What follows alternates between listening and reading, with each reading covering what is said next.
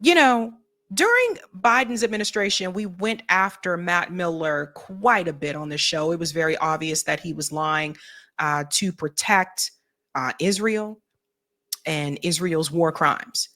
Now, Matt Miller has the audacity to come forward in an interview and admit that Israel has, in fact, been committing war crimes. After all those times he told you that they weren't. Check it out. Check it out, fam. Do you think what's going on in Gaza now is a genocide? I don't think it's a genocide, but I think I think it is without a doubt true that Israel has committed war crimes. You wouldn't have said that. So they all got the memo. By the way, they all have the memo not to admit it's a genocide. I don't think it's a genocide, but I think I think it is without a doubt true that Israel has committed war crimes. You wouldn't have said that at the podium. Yeah, look, because when you're at the podium, you're not expressing your personal opinion. You're expressing the conclusions of the United States government. The United States government had not concluded they've committed war crimes, still have not concluded that. Let's go back to that part. Pay close attention. I think it is without a doubt true that Israel has committed war crimes. You wouldn't have said that at the podium. Yeah, look, because when you're at the podium, you're not expressing your personal opinion. You're expressing the conclusions of the United States government. These people are actors, right? These people are actors. They're not there to tell you the truth. They're paid to act and perform. And that's what Matt Miller did.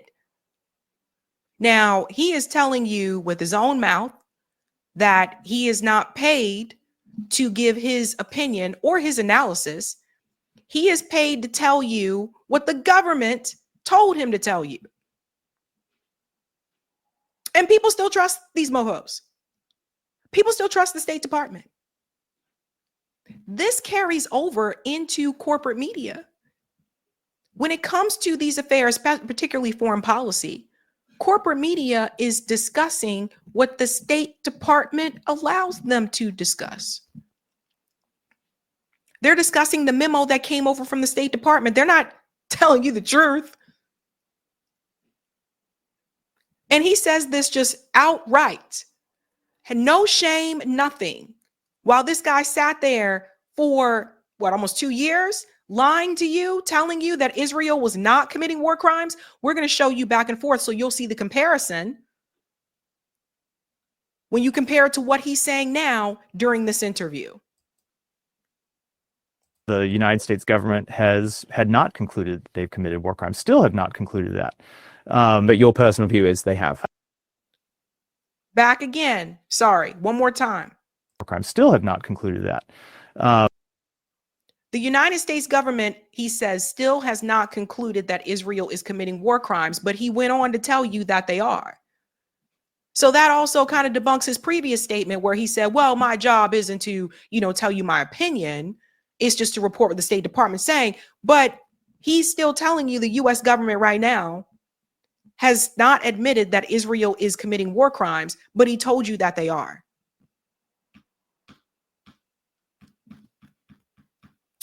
He was a paid actor. These people are actors. But your personal view is they have. And they were while you were there. But yes. But here, let me qualify that. There are two ways to think about the commission of war crimes. One is if the state has pursued a policy to deliberately committing war crimes or is acting reckless in a way that aids and abets war crimes. And that, I think, is an open question.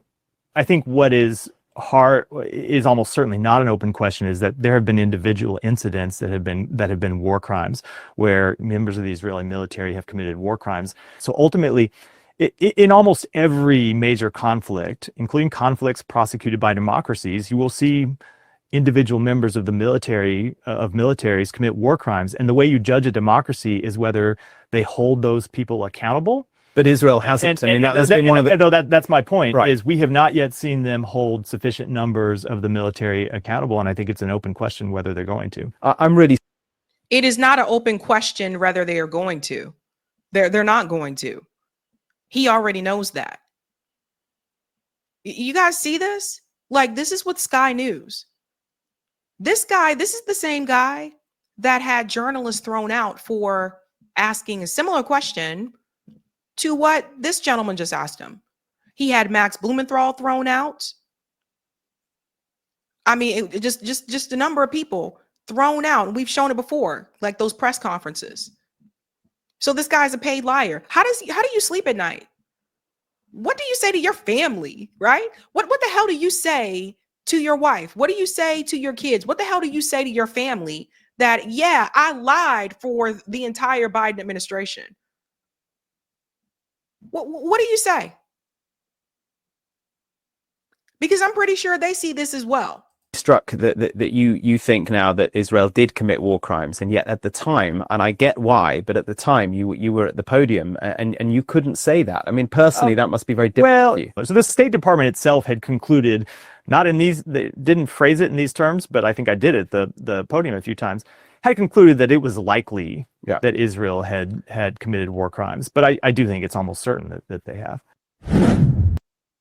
Shout out to Drop Site News for gathering this. It was likely. Okay, let's see the before and after here. Let's look at some comparisons because I think that this is especially important. So I just want to give a shout out to Breakthrough News for putting all this together.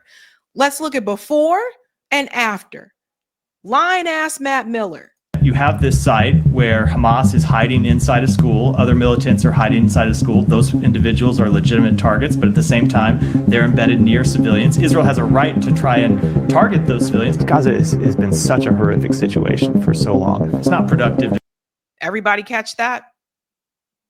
To call on Israel to stand down on any one military tactic. The effect of that war was crushing. Crushing. To look at what was happening to children. What was happening to children every day in that war. But when people said this in the press conference, he had them thrown out. When Max Blumenthal brought this up in the press conference, he had them thrown out. When Sam Husseini brought this up in the press conference in a very nice, polite way and was still seated while doing so, they dragged him out of the room.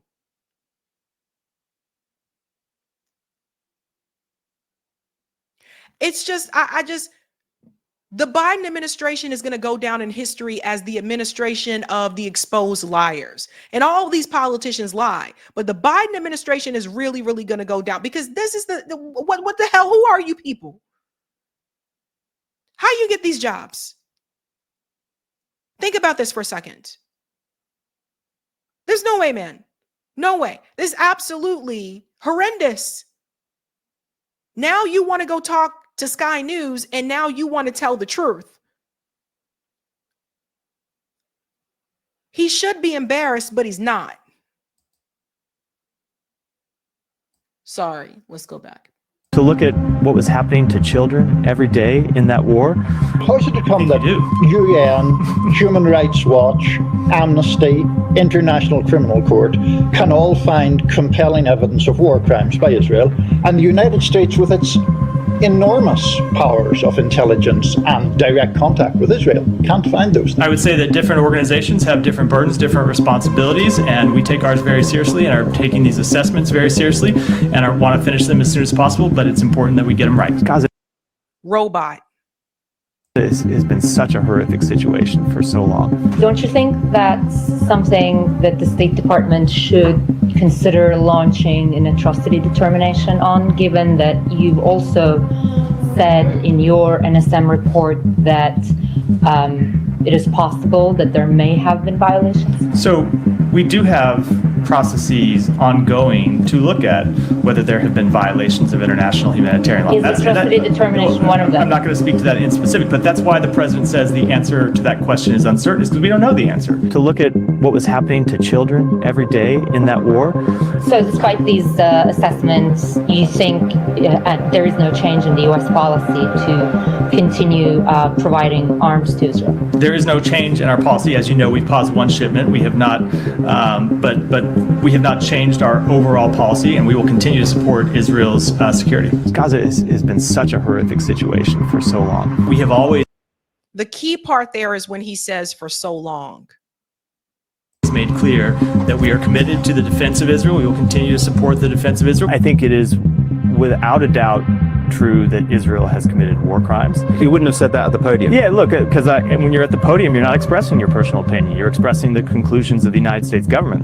The United States government had not concluded that they've committed war crimes. Still have not concluded that. But your personal view is they have. And they were while you were there. But yes. And ladies and gentlemen, this is exactly why people don't trust the US government. This is exactly why. When people say, you know, again, we need to demand more. Here's one of the things I say. I think those positions should be voted on by the American people.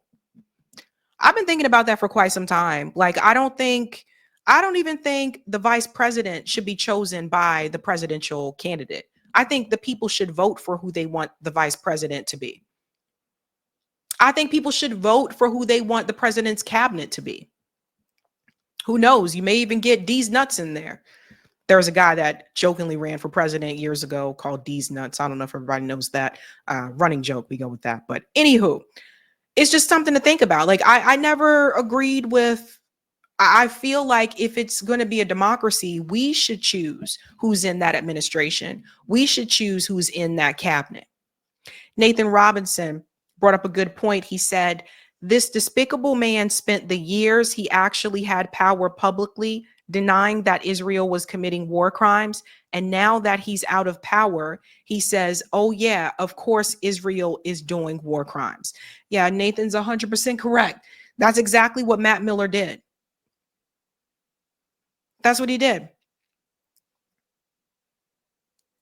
And like I said before, like, I don't know, maybe these people just don't have a conscience. Maybe there's some type of blackmail on them and their family. I don't know, but I don't understand how you could sit up there and lie to those people, lie to the American people for years, knowing damn well that what you were saying was false. So I don't want to hear how you feel about the kids in Gaza now, Matt Miller, because you didn't give two shits about those kids in Gaza when you were standing at that podium. It's all connected to money, and we really do have to demand more. Crazy things, guys. New York Varsity said D's nuts polled at third place. Let's go to some of the other comments. Sorry. Thank you for the super chat, Bilal. Benjamin Franklin famously said, they who can give up essential liberty to obtain a little temporary safety deserve neither liberty nor safety. Benjamin Franklin said a lot of things, didn't he? Didn't he? Bad Wolf says, my job isn't to tell you the truth. That's what he said.